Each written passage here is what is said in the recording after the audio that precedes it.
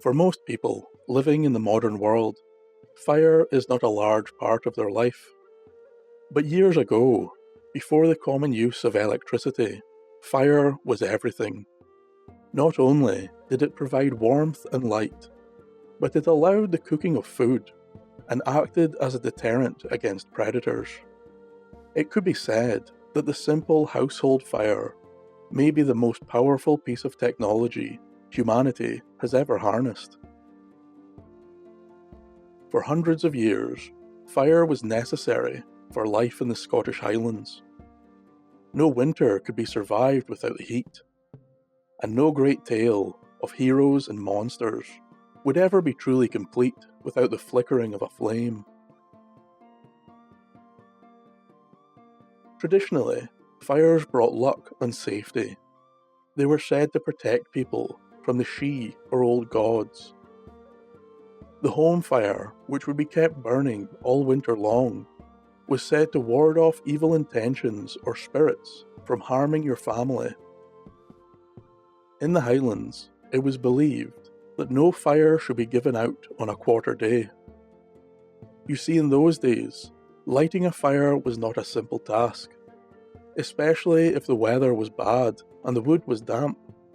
So it was very common for the villagers to ask a friend or neighbour for fire.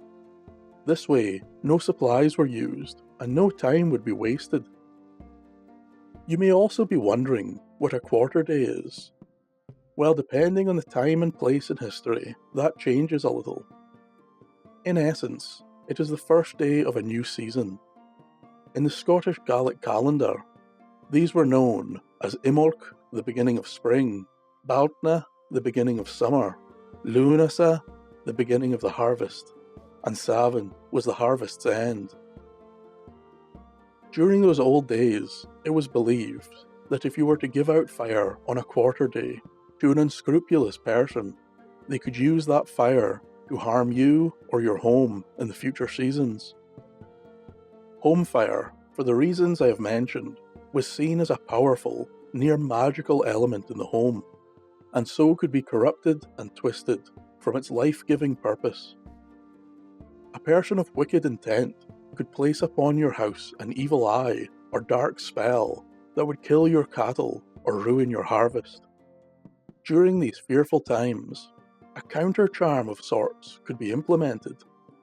A person would cast a piece of flaming peat into a bucket of water, and as the home flames were extinguished, so too were the evil powers of the wicked neighbour. In some areas, casting flaming peat into the water would actively prevent anyone with malefic intent visiting your home that evening. The superstitions around the giving of fire seem to have largely left our land, but I for one hope that each and every one of you has a strong home fire burning to protect us all throughout the coming winter. Thank you for listening, and a special thank you to all my patrons for their support. Slán va.